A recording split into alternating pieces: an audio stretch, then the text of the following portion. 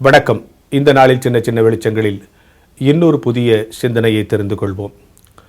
ஒரு மருத்துவர் என்னிடத்தில் பேசும்போது சொன்னார், பெரும்பாலான பெற்றோர்கள் தன்னிடத்தில் குழந்தை பிறந்து ஒரு 1.5 வயசான பிறகு இன்னும் என் குழந்தை பேசலைன்னு சொல்லுவாங்க.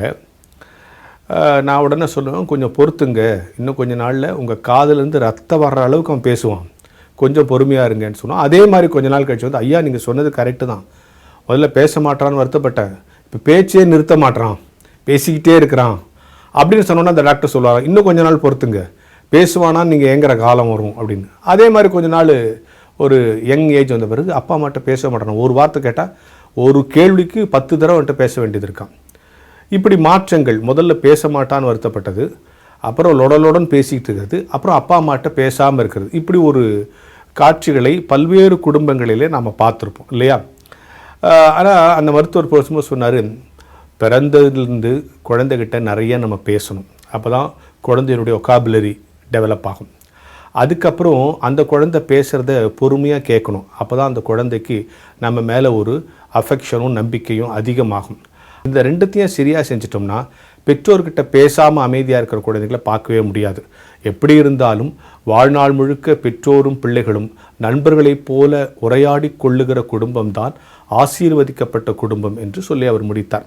இதிலேருந்து நம்ம எடுத்துக்க வேண்டிய டீச்சிங் என்னென்னா, சின்ன வயசில் பிள்ளைங்க தேவையில்லாத கேள்விகளை கேட்கும், அப்போ பொறுமையாக அதுகளுக்கு பதில் சொல்ல வேண்டிய கட்டாயம் நமக்கு இருக்கிறது. அதே நேரத்தில் அந்த பிள்ளைகளோடு அதிக நேரம் பேச வேண்டும். நம்ம ஸ்கூலுக்கு போயிட்டு வந்தோடனே பிள்ளைகிட்ட இன்றைக்கி பள்ளிக்கூடத்தில் என்ன நடந்துச்சு காலையிலேருந்து சாயந்தரம் வரைக்கும் உட்காந்து அந்த பிள்ளை பேசுகிறத கொஞ்சம் கேட்கணும். ஒருவேளை அது சில்லி பிஹேவியர், அந்த சில்லி அவங்க ஃப்ரெண்ட் இப்படி பண்ணா, அவள் சாக்லேட்டை உடச்சிட்டாமா, அப்புறம் நான் சாக் பீஸ் வச்சுமா, அதெல்லாம் நமக்கு போர் அடிக்கலாம், நம்ம ஆஃபீஸ்லேருந்து டயர்டாக தான் இருக்கும். ஆனாலும் அந்த பிள்ளையின் இடத்துல கொஞ்சம் காது கொடுத்து கேட்க வேண்டும். அதே மாதிரி நம்முடைய பெற்றோர்கள் முதுமையான பிறகு வீட்டில் இருப்பாங்க இல்லையா, அப்பா அம்மாவும் நம்ம நல்லா பார்த்துப்பாங்க. சில பிள்ளைங்க அப்பா அம்மாவுக்கு நல்ல ஏசி ரூம் இருக்கும், ஒரு சர்வன்ட் போட்டிருப்பாங்க, எல்லாம் செய்வாங்க, தங்க சம்பளத்தில் பெரும்பகுதியை தன்னுடைய முதிய பெற்றோர்களுக்கு செலவு பண்ணுவாங்க. ஆனாலும் அந்த பெற்றோர் கவலையாக இருப்பாங்க. என்ன தெரியுமா, இவங்க பிஸியாக இருக்கனால அவங்ககிட்ட பேச மாட்டாங்க. எப்படி பள்ளிக்கூடம் முடிந்து வந்தவுடன் பிள்ளையிடம் கொஞ்ச நேரம் உங்கள் பெற்றோர்கள் பேச வேண்டும் என்று நாம் அறிவுரை கூறுவோமோ, அதே மாதிரி பிள்ளைகளும் வயதான காலத்தில் வேலை முடித்து வந்தோன்னா, என்னம்மா இன்னைக்கு காலைல சாப்பிட்டீங்களா, சர்வெண்ட் உங்களை ஒழுங்காக பார்த்துக்கிச்சா, டிவி சீரியல் பார்த்தீங்களா அப்படின்னு சொல்லிட்டு சாயந்தரத்தில் வேலை முடிஞ்சு வந்தோன்னா பெற்றோர்கள்ட்ட பேச வேண்டியதும் அவசியம்.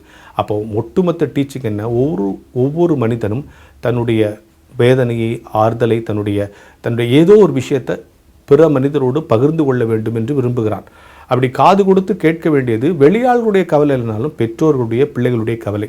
எனவே பெற்றோரும் பிள்ளைகளும் அடிக்கடி கலந்துரையாடுகிற குடும்பமே ஆரோக்கியமான ஆசீர்வாதமான குடும்பம் என்கிற சிந்தனையோடு இந்த நாளை தொடங்குவோம்.